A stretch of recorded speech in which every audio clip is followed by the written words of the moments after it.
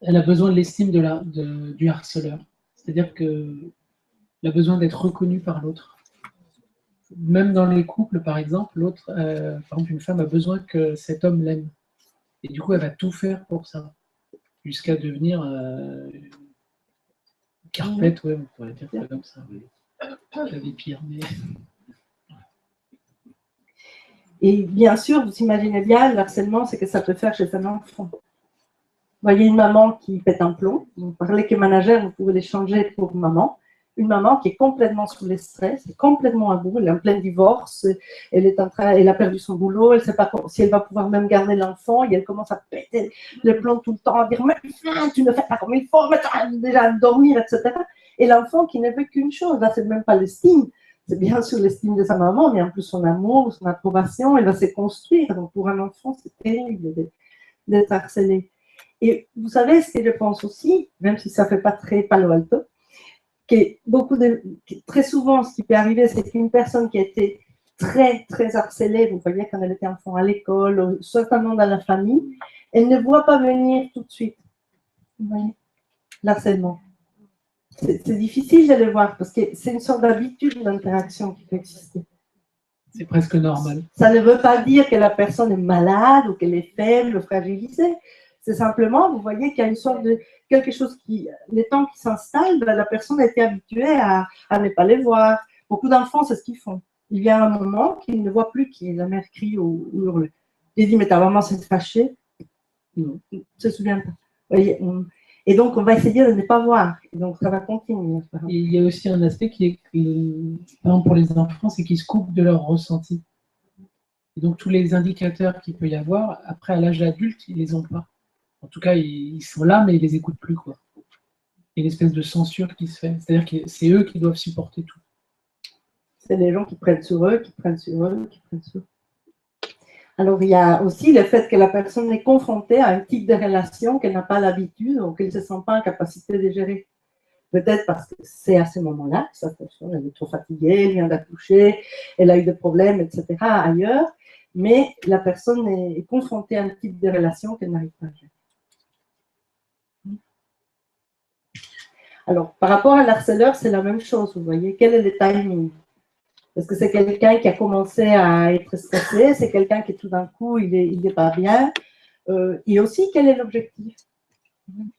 Même si vous travaillez avec un DRH par rapport à qu'est-ce qu'on fait, vous avez une personne qui harcèle quelqu'un d'autre, c'est important de savoir, mais quel est l'objectif? Ça fait déjà un travail énorme, vous voyez. Est-ce qu'on veut les coincer pour les mettre hors de la boîte? Est-ce qu'on veut qu'ils traitent les gens différemment? Qu'est-ce qu'on veut? Et aussi, dans la position, c'est la même chose. Quelle est notre position? Alors, il y a aussi cette postulat thérapeutique, entre guillemets, je dis entre guillemets parce que ça peut être pour un coach, pour éviter les pires erreurs. Cette fois-ci, auprès de l'harceleur. Aussi, il est coincé dans la relation. Vous vous souvenez? Peur, dépendance et colère. Il est coincé. Vous ne pouvez pas lui dire, écoutez, il vaudrait mieux que vous arrêtiez ça parce que ça va aller mal, et que la personne dise, ah oui, c'est fini. Bonjour, Joséphine, comment vas-tu? C'est possible. Métier et une relation de harceleur.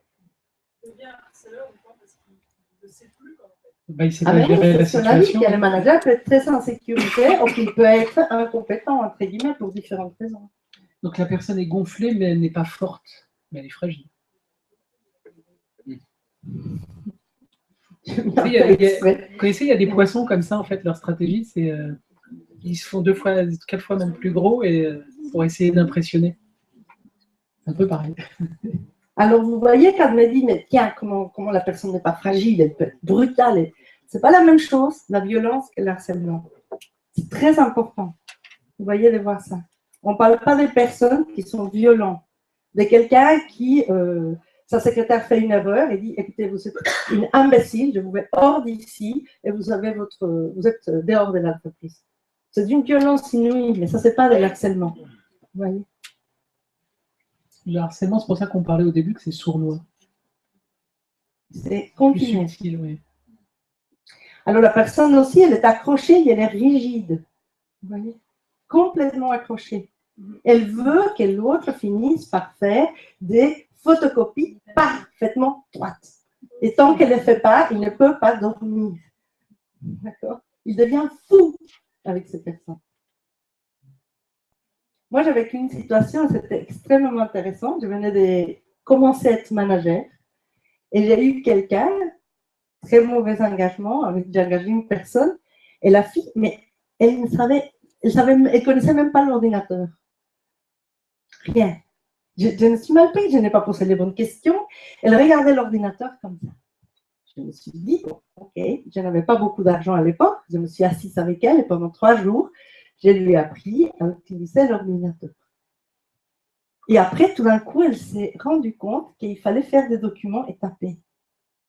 Mais elle n'avait jamais tapé avec un ordinateur. Et quand elle voyait tous les documents qu'elle avait à faire, elle s'est demandé comment elle allait faire ça, puisqu'elle faisait comme ça. Je vous assure qu'à un moment donné, je lui ai dit, bon, écoute, tu ne fais plus ça, tu ne fais pas ça, mais j'ai commencé à être vraiment pas bien. C'est une toute petite boîte, j'avais besoin d'elle à mourir et je n'y arrivais pas. Et la pauvre, je suis sûre qu'elle faisait ce qu'elle pouvait. Il y a un jour, je lui ai dit que si elle pouvait utiliser l'agenda. Et elle m'a dit, non, je ne peux pas. Je lui ai dit, écoute, je vais prendre l'ordinateur, je vais faire l'agenda, je vais faire tout, je vais t'expliquer. Je me suis assise, j'ai allumé son ordinateur, je l'ai éteint tout de suite et j'ai dit, t'arrêtes ça. T'arrêtes ça tout de suite. Parce que tu vas finir par être une harcelante et ça va être horrible. Toi, tu vas devenir folle et cette fille, tu vas la massacrer. Je me suis assise avec elle et je lui ai dit que j'avais fait vraiment une très grosse connerie de lui demander des choses, de ne pas avoir demandé ce qu'il fallait, etc., etc.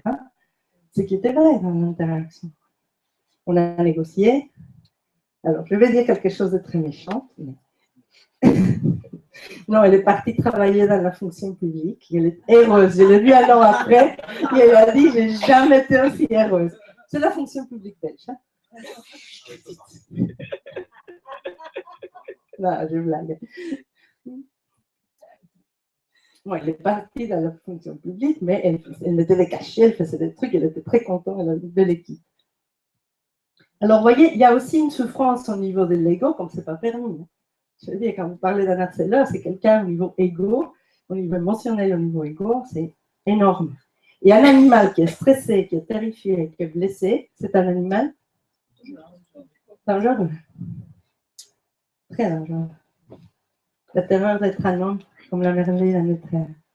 Et il ne peut pas lâcher, vous voyez. Ce sont des personnes qui ont beaucoup de difficultés dans certaines interactions. C'est pas toujours.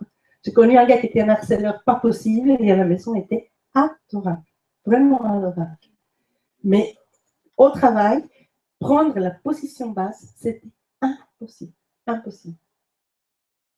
Ils ne peuvent pas, dans un échange, donner raison à l'autre. Et surtout quelqu'un qui est, vous voyez, en position d'infériorité, soi-disant parfois. Tu dis se défend. Elle croyait en position basse, c'est ça que tu veux dire? Ah oui, elle se défend. Oui, c'est interdit.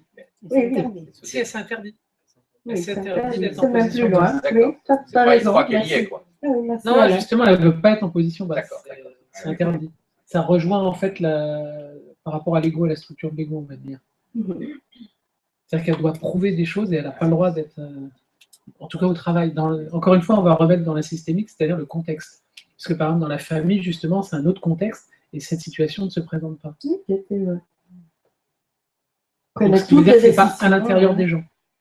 Oui, c'est un système d'interaction.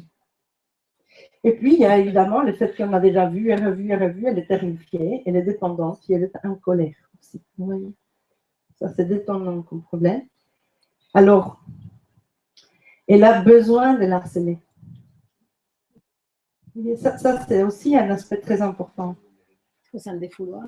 Donc, pour lui donner raison, pour pouvoir, voilà, pour asseoir une sensation de je ne suis pas en position basse, il y a quelqu'un qui est plus bas que moi, il peut y être parce que... Mais vous voyez, cette relation, c'est une relation vraiment forte.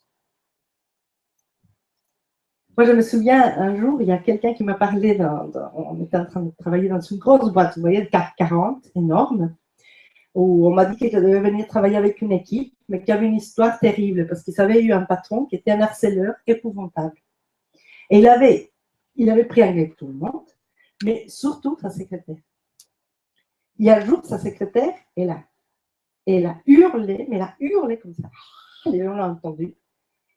Ils ont vu qu'elle est sortie comme une trompe et elle a dit « J'ai démission, je vais voir le médecin du travail ».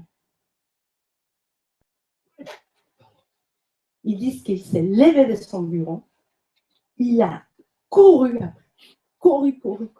La fille est passée par un autre coin et elle est montée dans sa voiture, lui il a essayé de taper sur la voiture, il a démarré la voiture, il a poursuivi comme ça dans le chemin, essayant de lui bloquer la route. Et quand il est revenu, il a dit « Je ferai n'importe quoi, mais elle ne peut pas partir. » Elle ne peut pas partir. Et pourtant, il disait qu'elle était stupide, qu'il voulait avoir quelqu'un d'autre, que c'était horrible le fait qu'il devait la subir, tout ce que vous voulez. Il est harcelé. Il était harcelé. Et le dernier aussi, vous voyez, il est confronté à un type de relation dans lequel il ne sait pas comment utiliser cette relation d'une bonne manière. Comment vous voyez faire que cette relation lui soit utile. Il ne peut pas. Puisqu'il met les gens dans une position qui les rend de plus en plus difficile de pouvoir l'aider. Alors, ne donnez pas un poisson à un homme, enseignez-lui à pêcher. 3 points clés dans les rôles du tiers. Donc, ne jamais minimiser le rôle du stress, en fait. C'est le facteur biopsychosociaux et organisationnel. Donc là, il y a plein d'éléments à prendre en ligne de compte. C'est-à-dire que le stress va influencer tout l'organisme, aussi bien individuel que collectif. Et du coup, ça va induire un stress qui peut être un petit peu en cascade aussi. Et vous voyez, on peut vous dire qu'il y a des problèmes en termes d'une pathologie, de paranoïa, d'une pathologie. Oui, je n'en doute pas. Mais même la personne la plus pathologique, à un moment où il a zéro stress, où tout se passe bien pour elle, qu'elle interagit avec l'environnement et tout va bien, il ne va pas montrer les symptômes, même si on veut avoir une vision. Vous voyez? Et donc, ce qui fait, c'est qu'aujourd'hui, on nous parle qu'il y a de plus en plus de personnes qui sont harcelantes au travail. Mais effectivement, au niveau du travail, énormément d'entreprises aujourd'hui deviennent de plus en plus stressantes. À des tas de niveaux.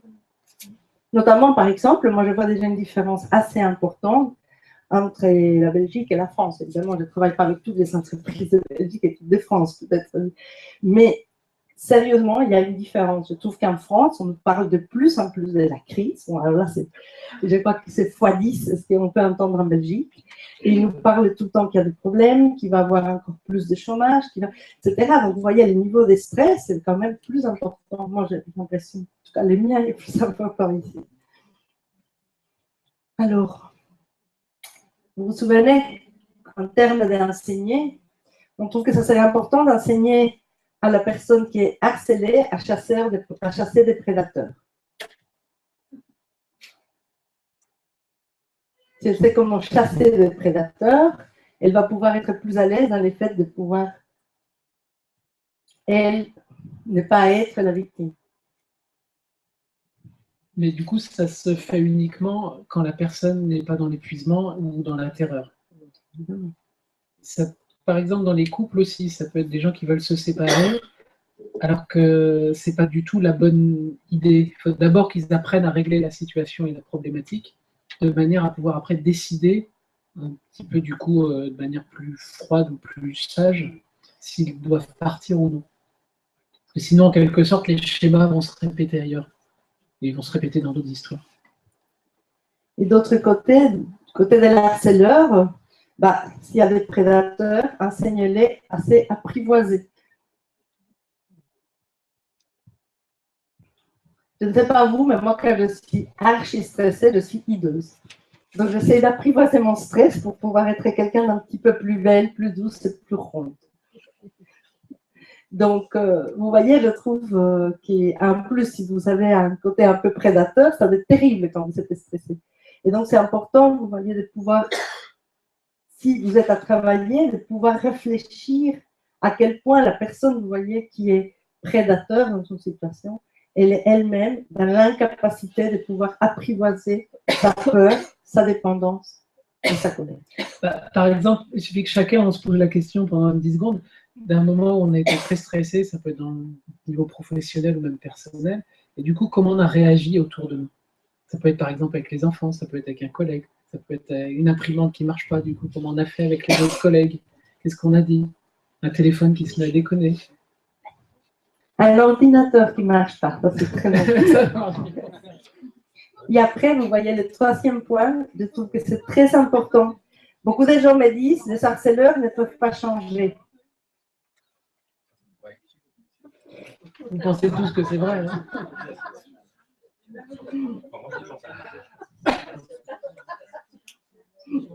Les pervers narcissiques, c'est ça? Oui, c'est ça. Ah ben ça, c'est la vision individuelle, on va dire. Binaire.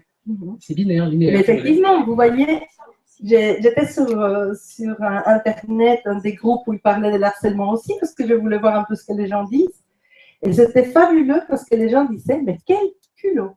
Il y a quelqu'un qui harcelait une personne, elle l'a conduit au tribunal, il a perdu, et cette personne, elle était en train de dire qu'il y avait un complot contre elle, elle est devenue déprimée et elle était au bord du suicide. Mais c'est quoi ça? Enfin, elle harcèle quelqu'un et maintenant elle fait. Vous voyez, ce que je vous ai dit, c'est important aussi. Si vous agissez avec une profonde bienveillance, moi j'ai travaillé à une période de ma vie avec des parents qui étaient maltraitants. J'ai vu des enfants de 8 ans qui avaient fait des tentatives de suicide pour échapper à leurs parents. Et j'ai pu travailler avec ces personnes. Et il faut deux choses, une profonde bienveillance et une monumentale fermeté. Vous devez être dans la compréhension la plus absolue, très forte sur le cadre et très douce dans l'interaction. Et on peut comprendre que la personne n'y arrive pas, mais on est là pour qu'elle y arrive. Pas juste pour parler et comprendre comment elle n'arrive pas. Et il y a moyen de travailler. Alors, tout le monde n'est pas demandeur, bien sûr. Mais je peux vous garantir que quelqu'un qui vit en tant qu'harceleur, elle a une sale vie. Vraiment une sale vie. Il y a un aspect, c'est de s'adapter aussi sur... souvent, les personnes vont répondre sur un niveau, on va dire, intellectuel, alors que les gens sont sur un niveau émotionnel. Donc, c'est de se calibrer sur ce niveau-là d'abord. Vous pouvez avoir de la raison que quand vous êtes plus, par exemple, dans la peur. Vous voyez, si vous avez un énorme lion qui rentre dans la pièce, on va vous dire, il est super sympa. Tout le monde va plus ou moins reculer dans le fond et chercher à partir. Et vous pourrez, une fois que vous aurez apprivoisé cette peur, là, on va pouvoir réfléchir et se dire, tiens, c'est vrai, il est peut-être pas méchant, je sais pas quoi. Toi qui aimes bien le cinéma, il y a dans les films Out of Africa avec Meryl Streep, à un moment donné, elle arrive et on lui dit qu'une des scènes les plus extraordinaires, c'est quand les lions sont là. Il y a 3-4 lions. Et elle est là, elle commence à taper et à hurler. Et en fait, je l'ai entendu dans une interview où elle a dit, mais c'était pas du tout rigolo. C'était pas du tout rigolo. Elle dit, en fait, ils sont venus. Ils m'ont dit, écoutez, ils sont parfaitement, c'est des animaux complètement tame, vous voyez. Et elle a dit, mais quand je les ai vus là, et c'était 4, j'ai pété un plomb. Elle a commencé à taper avec son truc, elle est devenue complètement dingue. Il paraît qu'elle a passé des jours comme ça, et là, on n'arrivait pas à la calmer. Donc, vous voyez, on peut vous dire que c'est très, très sympa à Lyon, c'est pas évident. Alors, intervention ciblée, oui, mais on ne peut pas vous en donner toutes aujourd'hui. Donc, ce qu'on vous propose, c'est 3 webinaires. Alors, il y a 3 webinaires, une dynamique et peur. Le peur, dont je vous disais qu'on n'a pas pu parler, et quelle est la perception, l'émotion, l'action qui est mise en place par l'harceleur et l'harcelé. Comment sortir d'une double contrainte, une méthode exprès pour les personnes harcelées et les harceleurs. Et le 3e webinaire, c'est retrouver de la créativité dans les relations difficiles. Et nous, voilà. Il y a aussi un stage qu'on va avoir bientôt, le 5, 6 et 7 février, le 16, 17 et 18 avril, avec le docteur Eric Bardot. Et lui, et notamment, c'est une méthodologie, vous voyez, iOS, ça veut dire, c'est pas les systèmes d'ordinateur. iOS, c'est des interventions orientées solutions. Et donc, ce sont des interventions qui sont extrêmement utiles quand vous travaillez avec des personnes qui sont en dépression, en burn-out. Et aussi, elles amènent, vous voyez, énormément des réflexes, créativité en termes de solutions, de stratégies relationnelles. Donc, ce sont vraiment des méthodes qui sont aussi interactionnelles et systémiques, mais qui fonctionnent vraiment bien. Donc, lui aussi, il est systémicien et il travaille avec d'autres méthodes, mais il est vraiment un très grand. Voilà, ça. Il y a 3 livres. On a parlé un peu des doubles contraintes. Donc, il y a un bouquin. Bon, oui, vous trouvez Amazon, Fnac, etc. Il y a un deuxième, Palo Alto à l'école, donc il parle aussi un peu de la dynamique et des difficultés des profs. Celui-là, il est gratuit en PDF, donc sur Internet, vous pouvez le trouver. Et l'autre, à la recherche de l'école de Palo Alto, donc là, vous savez, un ensemble d'idées, vous voyez tout ce qui est la double contrainte, etc.